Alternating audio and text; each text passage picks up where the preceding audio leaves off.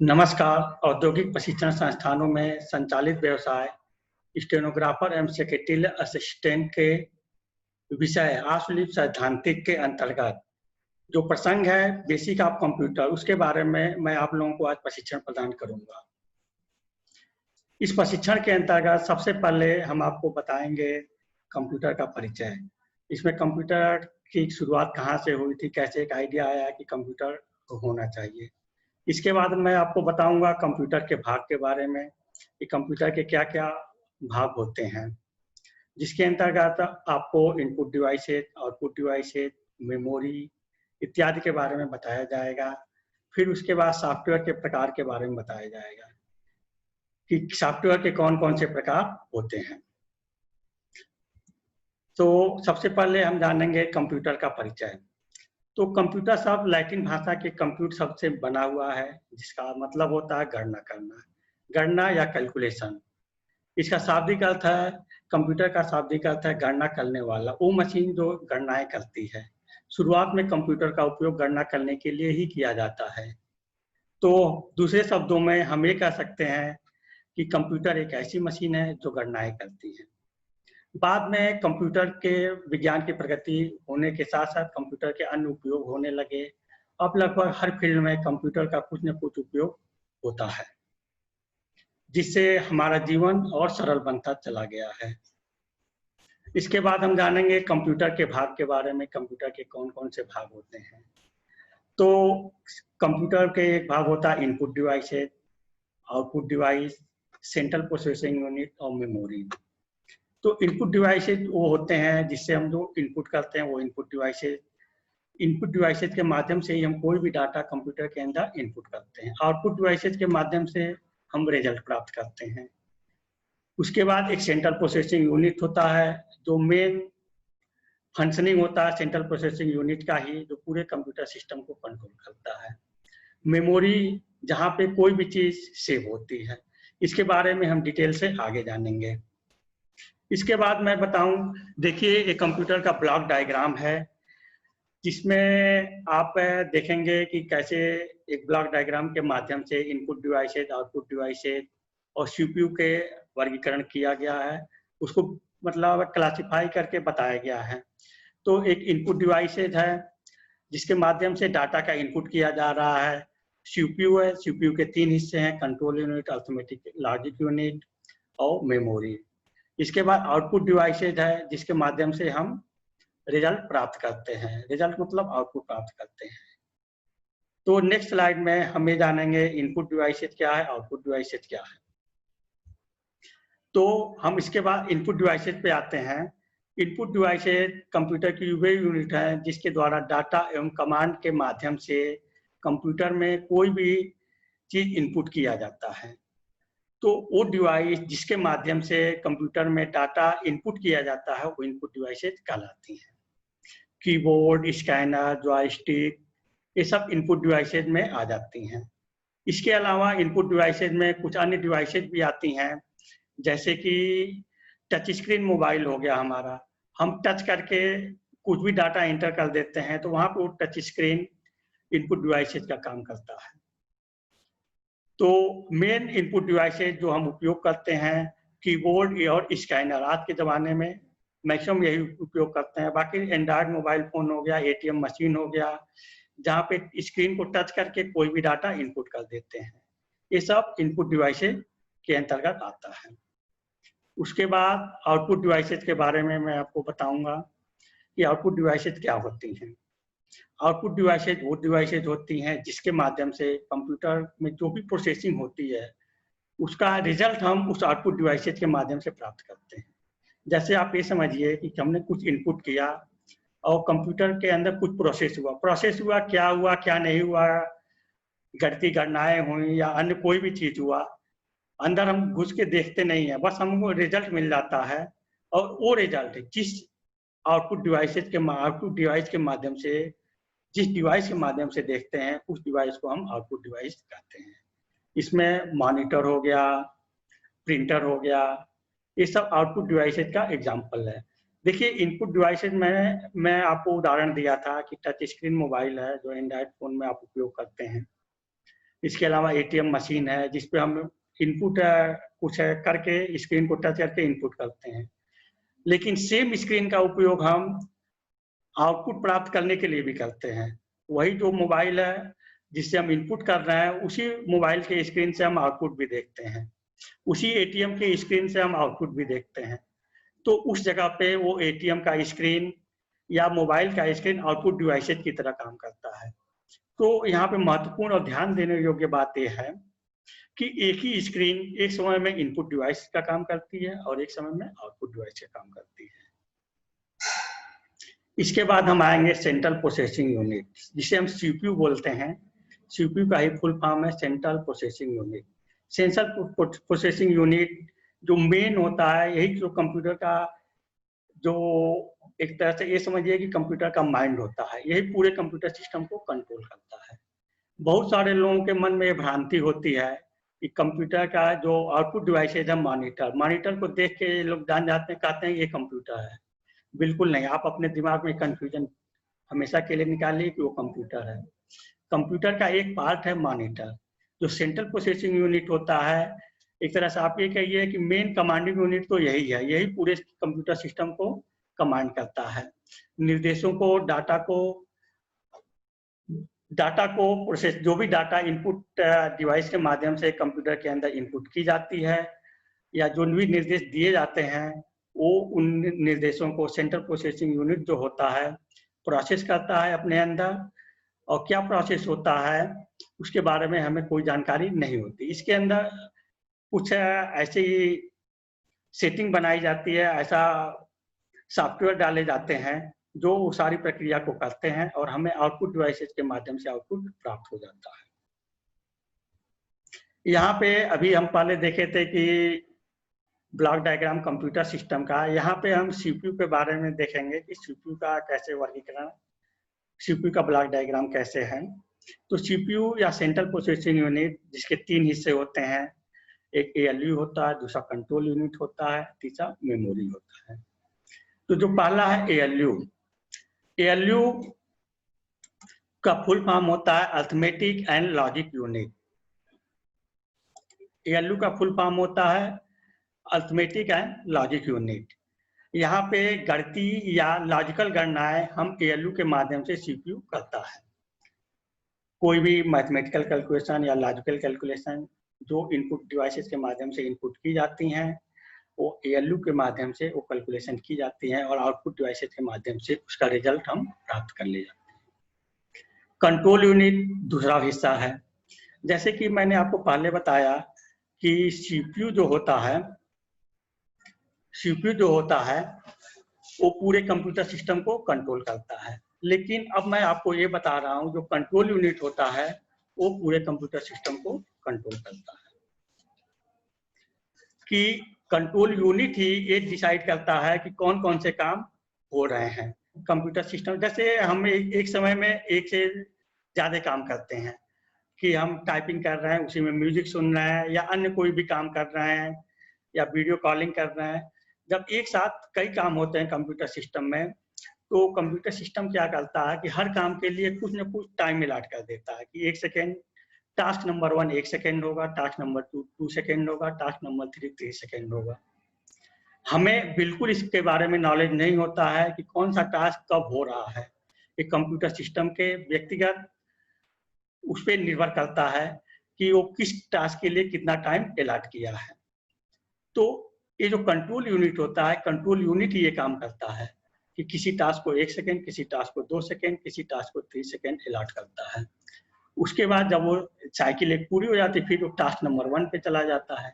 जैसे आप ये देखिए, टास्क नंबर 1 1 सेकेंड हुआ, फिर टास्क नंबर 2 2 सेकेंड हुआ, टास्क नंबर 3 4 सेकेंड हुआ, फिर तीनों टास्क खत्म हो गया, फिर वो टास्क नंबर 1 पे चला गया, फिर वो 1 सेकेंड हुआ, फिर 2 सेकेंड हुआ, फिर 4 सेकेंड, फिर ऐसी साइकिल चलती रहती है। तो आप देखे होंगे सामान्य, ताकि जब हम एक से ज्यादा टास्क कंप्यूटर पे या मोबाइल पे करते हैं तो हैंगिंग की प्रॉब्लम आती है। तो लोग ये कहते हैं कि अभी हैंग हो रहा है, डाटा हैंगिंग की प्रॉब्लम आ गई है और दिक्कतें हो रही है। क्यों? क्योंकि हम एक से ज्यादा काम कर रहे हैं और जो कंट्रोल यूनिट है वो एक से ज्यादा चीजों को एक साथ जैसे टाइम अलॉट कर रहा है और उस काम को करने में ज्यादा वक्त लग रहा है। इसलिए चीजें हैंग होने लगती हैं। तो हमें ये प्राप्त करना चाहिए कि ये मेनली प्रोसेसिंग पावर पे डिपेंड करता है कि किस कंप्यूटर की प्रोसेसिंग पावर कितनी है। तो अगर प्रोसेसिंग पावर कम है तो हैंगिंग की प्रॉब्लम आती है। इसके बाद सीपीयू का तीसरा हिस्सा है मेमोरी। मेमोरी जो कंप्यूटर सिस्टम का मेन हिस्सा होता है, इसके बारे में हम जानेंगे। इसके बाद मेमोरी जो भी हम इनपुट डिवाइसेज के माध्यम से डाटा एंटर करते हैं, आउटपुट डिवाइसेज के माध्यम से डाटा प्राप्त करते हैं, तो बीच में सीपीयू कुछ चीजों को प्रोसेस करता है। तो टेम्पोरली या परमानेंट रूप से वो डाटा कहीं पे स्टोर होता है, तो उसे ही हम मेमोरी कहते हैं। जहां पे टेम्पोररी रूप से या परमानेंट रूप से डाटा कंप्यूटर सिस्टम में स्टोर होता है, उसे हम मेमोरी कहते हैं।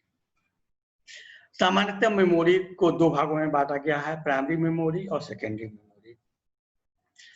तो मेन यही है, दो मेमोरी के हिस्से, प्राइमरी मेमोरी और सेकेंडरी मेमोरी, जो कि हम एक चित्र के माध्यम से आपको प्रदर्शित किए हैं कि प्राइमरी मेमोरी और सेकेंडरी मेमोरी क्या है, प्राइमरी मेमोरी के क्या क्या हिस्से हैं, सेकेंडरी मेमोरी के क्या क्या हिस्से हैं।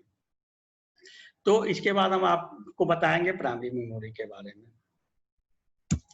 प्राइमरी मेमोरी कंप्यूटर सिस्टम की इंटरनल मेमोरी है। इसे हम कंप्यूटर सिस्टम की मेन मेमोरी भी कहते हैं। क्यों? क्योंकि ये कंप्यूटर की इनबिल्ट मेमोरी होती है। और इसके बाद हम जानेंगे सेकेंडरी मेमोरी के बारे में। प्राइमरी मेमोरी को दो हिस्सों में बांटा गया है मेनली, जिसे हम रैम और रोम कहते हैं। रैम का फुल फॉर्म है रैंडम एक्सेस मेमोरी और रोम का फुल फॉर्म है रीड ओनली मेमोरी। तो हम एक बात बता रहे हैं, प्राइमरी मेमोरी मेन मेमोरी होता है कंप्यूटर सिस्टम का, और इसे हम इंटरनल मेमोरी कहते हैं।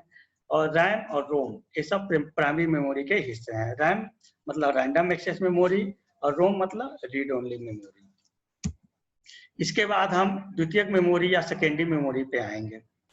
वो कोई भी मेमोरी जो बाहर से कंप्यूटर सिस्टम में लगाई जाती है, अपना काम करने के बाद फिर वो निकाल ली जाती है। मतलब कोई भी बाह्य मेमोरी जो कुछ समय के लिए कंप्यूटर सिस्टम में लगाई जाए, और जब हम उस पर कुछ अपना काम करें और फिर जब हमारा काम खत्म हो तो उस मेमोरी को बाहर निकाल लें। ये उस वक्त प्राइमरी मेमोरी की तरह ही काम करती है, लेकिन ये कंप्यूटर सिस्टम की इनबिल्ट मेमोरी नहीं होती है। इसे सेकेंडरी मेमोरी या एक्सटर्नल मेमोरी बोलते हैं। एक्सटर्नल मेमोरी इसलिए बोलते हैं कि इसको हम समय पे निकाल सकते हैं और लगा सकते हैं। तो जैसे हम पेन ड्राइव का यूज करते हैं, सीडी का यूज करते हैं, डीवीडी का यूज करते हैं। कुछ पहले एक फ्लॉपी डिस्क आता था जो आजकल चलन में नहीं है, तो बहुत कम लोग होंगे जो आज का फ्लॉपी डिस्क देखे होंगे, या आप लोग फोटो में उसे देख सकते हैं। तो ये सब सेकेंडरी मेमोरी के एग्जांपल हैं। डाटा जो मेमोरी आप चिप मोबाइल में यूज करते हैं, ये भी सेकेंडरी मेमोरी या एक्सटर्नल मेमोरी का उदाहरण है। तो सेकेंडरी दोनों मेमोरी के बारे में हम जान गए। मतलब एक बार और आपको बता रहे हैं, मेमोरी दो ही होते हैं, एक प्राइमरी मेमोरी, एक सेकेंडरी मेमोरी। प्राइमरी मेमोरी को हम मेन मेमोरी बोलते हैं। ये कंप्यूटर सिस्टम की इंटरनल मेमोरी होती है। जो मेमोरी कंप्यूटर सिस्टम में इनबिल्ट होती है वो प्राइमरी मेमोरी कहलाती है। और दूसरा होता है सेकेंडरी मेमोरी। इसे सेकेंडरी मेमोरी या एक्सटर्नल मेमोरी भी कहते हैं, क्योंकि ये बाह्य मेमोरी है और इसे हम समय समय पे कंप्यूटर सिस्टम में लगाते हैं और निकालते रहते हैं, और उस पर हम काम करते हैं। जब काम कर लेते हैं तो उसे हम बाहर निकाल देते हैं। इसके बाद हम आपको मैं बताऊंगा सॉफ्टवेयर के बारे में। सॉफ्टवेयर क्या होता है? तो सॉफ्टवेयर एक छोटे छोटे प्रोग्रामों का समूह होता है। प्रोग्राम बहुत ही छोटा होता है। ऐसे छोटे छोटे बहुत सारे प्रोग्रामों का समूह को हम सॉफ्टवेयर कहते हैं। आप ये कह सकते हैं कि प्रोग्रामों की एक श्रृंखला है जिसे हम सॉफ्टवेयर कहते हैं। सामान्यतः सॉफ्टवेयर दो तरह का होता है, सिस्टम सॉफ्टवेयर और एप्लीकेशन सॉफ्टवेयर। सिस्टम सॉफ्टवेयर वो होते हैं जिसपे एप्लीकेशन सॉफ्टवेयर रन होता है। तो सबसे पहले मैं आपको बताता हूं कि एग्जाम्पल में आपको ये बताऊंगा कि सिस्टम सॉफ्टवेयर क्या है। तो सिस्टम सॉफ्टवेयर वो सॉफ्टवेयर है जो कंप्यूटर सिस्टम को एक प्लेटफॉर्म प्रोवाइड कराता है काम करने के लिए। जैसे हमारे पास इनपुट डिवाइसेज, आउटपुट डिवाइसेज है, एक डिब्बा की तरह है। लेकिन जब तक एक कंप्यूटर सिस्टम में हम सिस्टम सॉफ्टवेयर नहीं डालेंगे वो डिब्बा ही रहेगा। तो जो सिस्टम सॉफ्टवेयर है हमारे कंप्यूटर सिस्टम को एक बेस, एक प्लेटफॉर्म देता है, और उसी प्लेटफॉर्म पे कंप्यूटर सिस्टम रन होता है। और एप्लीकेशन सॉफ्टवेयर वो सॉफ्टवेयर होते हैं जो सिस्टम सॉफ्टवेयर पे वर्क करते हैं। तो इस बात को आप ध्यान दीजिए, सिस्टम सॉफ्टवेयर वो है जो पूरे कंप्यूटर सिस्टम को चलाता है, और एप्लीकेशन सॉफ्टवेयर वो है जो सिस्टम सॉफ्टवेयर पे चलता है। सिस्टम सॉफ्टवेयर पे जो चलता है वो एप्लीकेशन सॉफ्टवेयर कहलाता है। जैसे वीडियो गेम हो गए, विभिन्न प्रकार के एप्लीकेशन हो गए जिसको हम विभिन्न जगहों से अपलोड करते हैं, विभिन्न जगहों से डाउनलोड करते हैं और रन कराते हैं। ये सारी चीज एप्लीकेशन सॉफ्टवेयर होते हैं। लेकिन जो ऑपरेटिंग सिस्टम है ये सिस्टम सॉफ्टवेयर है। विंडोज के ऑपरेटिंग सिस्टम आते हैं और भी कई ऑपरेटिंग सिस्टम आते हैं, ये सब सिस्टम सॉफ्टवेयर के अंतर्गत आते हैं। और इन्हीं सिस्टम सॉफ्टवेयर पे अन्य सारे एप्लीकेशन सॉफ्टवेयर रन होते रहते हैं। इसके बाद मैं आपको बताऊंगा कुछ हार्डवेयर के बारे में, कि जैसे सॉफ्टवेयर बताया, अब थोड़ा हार्डवेयर के बारे में बता। बेसिकली तो हम हार्डवेयर ही बता रहे थे, इनपुट डिवाइसेज आउटपुट डिवाइसेज ये हार्डवेयर ही हैं। तो हार्डवेयर जो भी जैसे सॉफ्टवेयर है उसे हम छू नहीं सकते, वो एक प्रोग्रामों का समूह है जिसमें पूरा सॉफ्टवेयर पूरा सिस्टम काम करता है, चाहे वो सिस्टम सॉफ्टवेयर है एप्लीकेशन सॉफ्टवेयर है। लेकिन हार्डवेयर है जिसे हम टच कर सकते हैं, वो सारी चीजें हार्डवेयर के अंतर्गत आती हैं। जैसे कीबोर्ड हो गया, माउस हो गया, प्रिंटर हो गया, एक सीपीयू का कैबिनेट हो गया, या उसके अंदर की चीजें हो गई, मदरबोर्ड हो गया, पावर सप्लाई जो सिस्टम होता है वो हो गया। ऐसी सारी चीजें, रैम इत्यादि जो है, रोम हो गया, ये सारी चीजें हार्डवेयर डिवाइसेज के अंतर्गत आती हैं। इसके बाद हम जानेंगे कंप्यूटरों का वर्गीकरण के बारे में, क्योंकि कंप्यूटरों का क्या क्या वर्गीकरण किया गया है। तो कंप्यूटरों के वर्गीकरण का जो आधार निश्चित किया गया है वो 3 आधारों पर कंप्यूटरों का वर्गीकरण किया गया है। पहला, उपयोग के आधार पर कंप्यूटर का वर्गीकरण हम जानेंगे। उपयोग के आधार पे क्या होता है? उपयोग के आधार पे कंप्यूटर का वर्गीकरण 3 तरीके से किया जाता है। पहला एनालॉग कंप्यूटर, दूसरा डिजिटल कंप्यूटर और तीसरा हाइब्रिड कंप्यूटर। तो एनालॉग कंप्यूटर क्या होता है?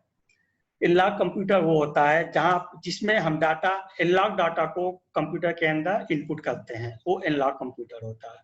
मतलब वो कंप्यूटर जिसके अंदर इनपुट के रूप में एनालॉग डाटा इंटर करते हैं और आउटपुट के रूप में एनालॉग डाटा प्राप्त करते हैं।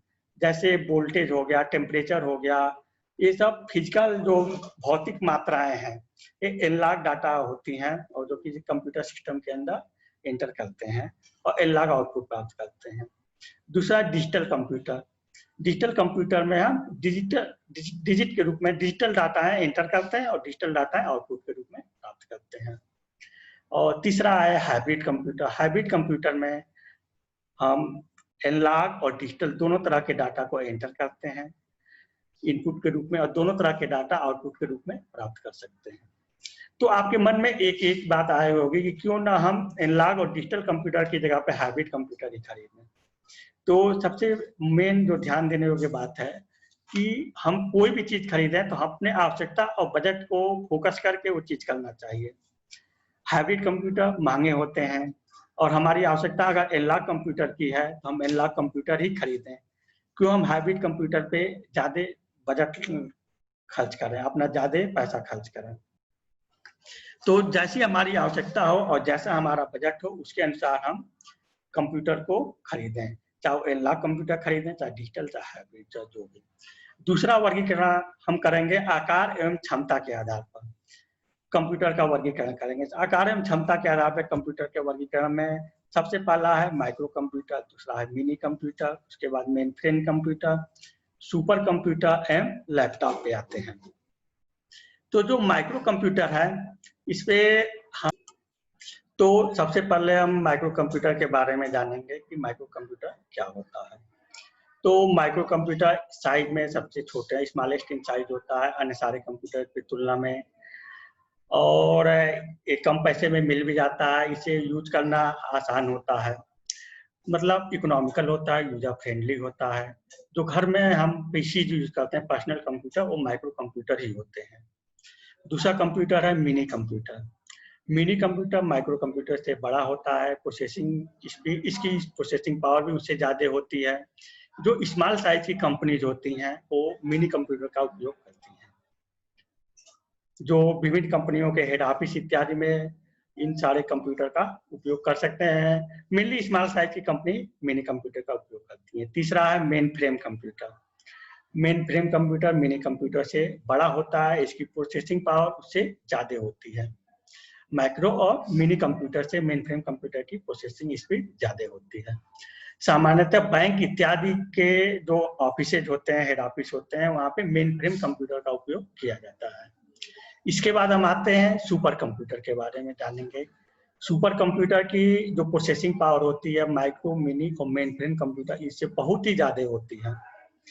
आप ये समझिए कि जो मैथमेटिकल कैलकुलेशन या गणितीय प्रमेय हम अगर लगातार बैठ के करें और बैठ को करते रहें 200 साल लग जाएंगे उन प्रमेयों को सॉल्व करने में। एक सुपर कंप्यूटर के माध्यम से हम कुछ सेकेंडों में ही उन प्रमेयों की गणनाएं कर लेंगे। तो आप इससे अंदाजा लगा सकते हैं कि एक सुपर कंप्यूटर की प्रोसेसिंग पावर कितनी होती है। इसके बाद हम जानेंगे लैपटॉप के बारे में। देखिए, मेन तो कंप्यूटर का आकार एवं क्षमता के आधार पर जो वर्गीकरण करते हैं तो मेन 4 ही वर्गीकरण है। लेकिन लैपटॉप का आविष्कार इसलिए हुआ कि आदमी को ये लगा कि एक ऐसा कंप्यूटर होना चाहिए जिसे हम अपनी आवश्यकता के अनुसार इधर उधर मूव कर सकें और जिसमें बिजली का बैकअप ना हो, पावर सप्लाई ना हो और उसके बाद भी वो काम करता रहे। तो अगर जैसे मान लीजिए जहीं पे बिजली की सप्लाई नहीं है और सामान्य कंप्यूटर वहां पर हम उठा के ले नहीं जा सकते क्योंकि उसका साइज बड़ा है, तो इसीलिए लैपटॉप का आविष्कार हुआ। लैपटॉप एक बार चार्ज कर लीजिए, पावर बैकअप मिल जाता है और उसके बाद हम उसको सामान्य कंप्यूटर की तरह उपयोग कर लेंगे। तो एक लैपटॉप भी 5वां वर्गीकरण में आ गया है। इसके बाद हम जानेंगे उद्देश्य के आधार पर कंप्यूटर का वर्गीकरण क्या होता है। उद्देश्य के आधार पर कंप्यूटर को हम 2 वर्गों में बांटते हैं। उद्देश्य के आधार पे पहला वर्गीकरण है सामान्य उद्देश्य कंप्यूटर और दूसरा वर्गीकरण है विशेष उद्देश्य कंप्यूटर। सामान्य उद्देश्य कंप्यूटर वो कंप्यूटर होते हैं जिन्हें हम सामान्य काम के लिए बनाते हैं।